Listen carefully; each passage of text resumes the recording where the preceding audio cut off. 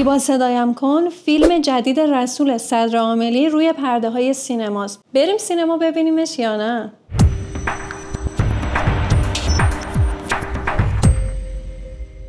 فیلم جدید رسول صدرعاملی بعد از تهیه کنندگی جنگل پرتغال و آخرین کارگردانیش برای سال دوم دانشکدگی من الان روی پرده های سینماست با بازی امین حیایی، ژولیت رضایی، ستاره پسیانی و مهران غفوریان. آقای رسول صدرعاملی عزیز رو ما به ویژه با فیلم هایی مثل من ترانه 15 سال دارم و دختری با کفشای کتانی که با بازی به ترتیب ترانه علی دوستی و پگاه آهنگرانی میشناسیم و خیلی از ماها فیلم‌های مورد علاقه و خاطر انگیزمون هستش که خب مشابه بقیه کارگردان‌های عزیز دلمون که با مرور زمان فیلم‌هاشون توی همون دهه‌های قبلی میمونه و به نظر من نمیتونه سطحش در راستای فیلم‌های جدید باشه، فیلم زیبا صدایم کن هم همین شرایط رو داره و در ادامه این ویدیو من به شما میگم که فیلم رو بریم توی سینما ببینیم یا نه.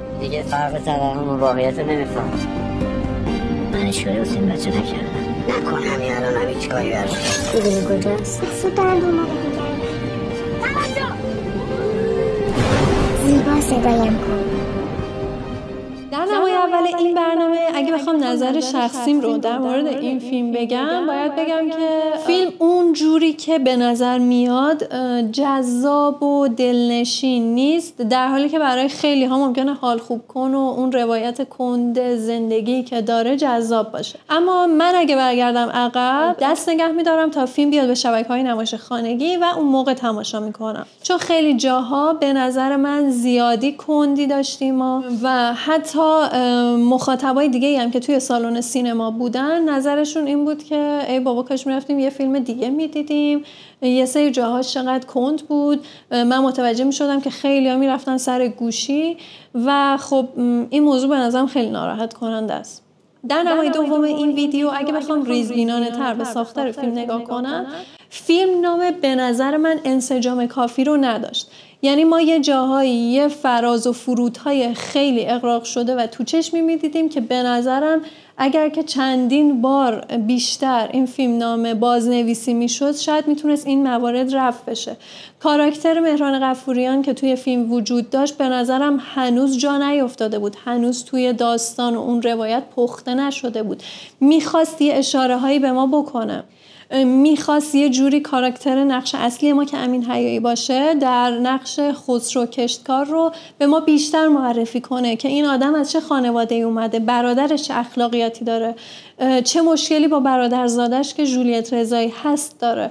اما به نظر من جا نیفتاده بود. یعنی ما یه سکانس میبینیم که حضور داره با یه سری دیالوگ معمولی، یه بازی خیلی معمولی و به نظرم این یه باگ دیگه‌ای بود که در فیلم نامه وجود داره. دیالوگ هایی که زیبا کشتکار یعنی همون ژولیت رضایی در فیلم داره خیلی زیاد شعاریه. یعنی ما یه دختر نوجوانی رو میبینیم که انگار یه کتاب انگیزشی شعاری گرفته دستش، تا میرسه به هر کسی یه جمله شعاری میگه، یه جمله شعاری به باباش میگه، یه جمله شعاری به دوستش میگه، من بزرگ شدم که فلان باشم. یک مقدار از اون رئال بودنه به نظر من خارج شده. یعنی انگار که مثلا کتاب گرفته دستش داره دیالوگا رو میخونه. باز اینم نقصیه که به نظر من توی فیلمنامه وجود داره و خیلی جاها میتونست این جملاتی که داره خیلی شعاری و نچسب از زبون این کاراکتر بیرون میاد میتونست خودمونی‌تر و رئال‌تر انجام بشه. کلاً که من بازی ژولیت رضایی رو دوست نداشتم. یه سری جاها اوکی بود، ملموس بود، در جریان فیلم سوار میشد، ولی سکانس های ابتدایی و یه سری سکانس ها هم اون اواسط خیلی خیلی تو ذوق میزد و ما نه احساس خاصی توی میمیک صورت این بازیگر میدیدیم، از اونور اون دیالوگ های شعاری هم میومد روش و برای من خلاصه بازی دلچسبی نبود با وجود اینکه کاراکتر اصلیه. یه سری از سکانس ها که من میخوام به طور ویژه برای کسایی که فیلمو تماشا کردن البته بدون اسپویل اشاره کنم به بازی که برای من جذاب و دلچسب نبود از ژولیت رضایی. مثلا سکانسیه که دوستش بهش هدیه میده و اون ذوق کردنش خیلی خیلی مصنوعیه، یا مثلا سکانسی که با خانم آژیر داره تلفنی صحبت میکنه، ما اصلا میمیک خاصی توی چهرهش نمیبینیم و کاملا بت. بازی امین حیایی هم بگیر نگیر داره، ولی خب اگه بخوام بگم مثلا میتونم بگم که 80% بگیر بوده و در واقع بازی جذابی ارائه کرده، مثل اکثر فیلم هایی که مخصوصا این اواخر داره بازی میکنه. ما اکت های خیلی ظریف و ریزی توی دست و پاش میبینیم، خب چون که نقش یک بیماریه که دچار مشکلات روانیه، یا یه سری میمیک های خیلی ریز توی اعضای صورتش داریم که اونا هم به نظرم خیلی حساب شده و جذابه. و به طور کلی اگه بخوام به یه نقطه قوت جذاب توی فیلم اشاره کنم، بازی امین حیایی در واقع میتونه این مورد باشه. دوستته؟ پسر خوبیه. خواستش ازدواج دیگه. ایشون؟ من که دیگه اون بابای قدیم نیستم، عوض شدم. بخش جذابی که توی فیلم برای من وجود داشت، حالا هم توی فیلمنامه وجود داره، هم از کارگردانی برمیاد، هم توی بازی امین حیایی بوده، اینه که امین حیایی مدام دچار دوگانگی میشه، یعنی همش حالش به سمت بد شدن سوق پیدا میکنه، یه سری افکار میاد تو ذهنش، اما همزمان سعی میکنه این حالش رو، این افکارش رو کنترل کنه و با صداگذاری، با نوع فیلمبرداری و قاب‌ها و به اضافه بازی جذاب خود امین حیایی، به نظرم این پلان‌ها و این سکانس‌ها خیلی خیلی جذاب تونستن از آب در بیان.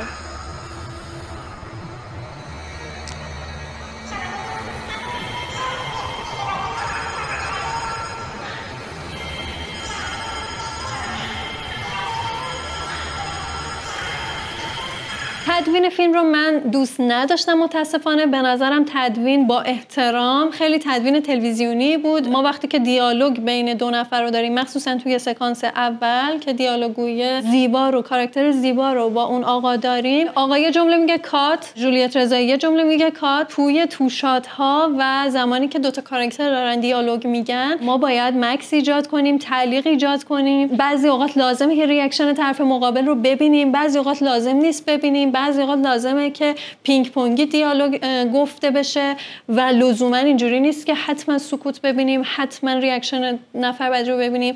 و مخصوصا میگم توی توشات هایی که دیالوگ وجود داره و دوتا کاراکتر دارن با هم دیگه گفتگو میکنن، من خیلی تدوین تلویزیونی میدیدم. یا یه سری صحنه ها برای گذر زمان دیزالو میشدن توی همدیگه. اوکی یه سری جاها کارایی داره، ولی تکرارش به نظر من سبک قدیمیه و هر جایی به نظرم لزوم نداره که از این سبک پیروی کنه. همونطور که گفتم دیالوگ ها غالبا شعاری و کتابی هن، مخصوصا دیالوگ هایی که زیبا کشتکار، یعنی در واقع نقشی که جولیت رضایی بازی میکنه، نوشته شده. وقتی یه سری صحنه ها میخواست هیجانی بشه و در واقع ریتم و تمپوی صحنه سکانس میخواست بالا بره، موزیک حماسی پخش میشد. ژانر موسیقی هم به نظر من تاثیرگذاره و وقتی که موسیقی حماسی پخش میشد برای من اصلا قابل درک و جذاب نبود. دو تا صحنه مورد علاقه برای من توی این فیلم وجود داشت. صحنه‌ای که امین حیایی پاندول ساعت رو درست میکنه، به نظرم یه صحنه احساسی و حال خوب کنی که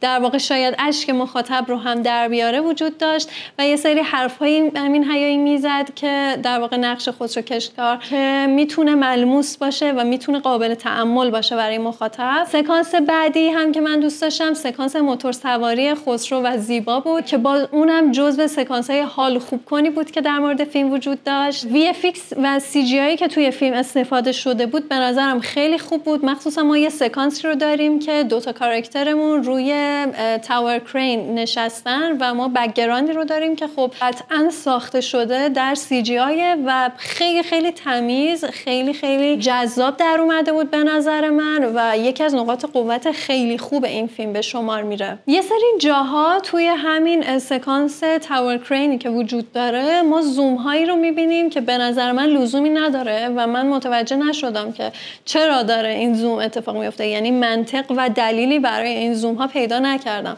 و به نظرم به جا نبودن. باز این یه نکته منفی دیگه بود که به نظر من توی تدوین فیلم وجود داشت. و در نهایت اگه بخوام نظر کنیم رو راجع به فیلم بگم، من اگه برگردم عقب فیلم رو توی سینما تماشا نمی‌کنم و با احترام ثبت می‌کنم که فیلم به شبکه نمایش خانگی بیاد و بعد تماشا کنم. در نمای سوم این ویدیو اگه بخوام که نظر دوستم رو در مورد این فیلم بگم، اونا از اون روند کندی و نشون دادن جریان کند زندگی زیبا لذت بردن.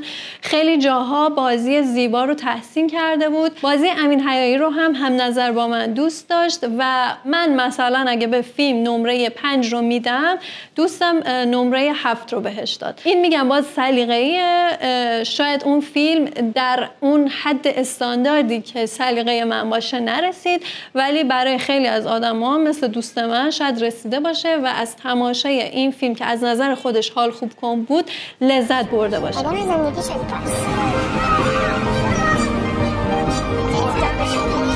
از اولش هر کاری کردم شبیه شما نشم. من مثل خودم. زیبا صدایم کن. آخرش همه چی. حالا شما به من بگید که بعد از دیدن این ویدیو تصمیم میگیرین فیلم زیبا صدایم کن رو توی سینما ببینین یا نه، و اگه فیلم رو دیدین توی کامنت ها برام بنویسین که فیلم رو دوست داشتین یا نه و چرا. مرسی که تا آخر این ویدیو هم با من بودین. اگه ویدیو رو دوست داشتین لایک کنید و برای اینکه ویدیوهای بعدیمو از دست ندید یادتون نره که کانالمو سابسکرایب کنین. حتما توی کامنت ها برام بنویسین که دوست دارین کدوم یکی دیگه از فیلم‌های روی پرده سینما رو تماشا کنم و نظرمو راجبش بهتون بگم. تا ویدیوی بعدی فعلا خدافظ.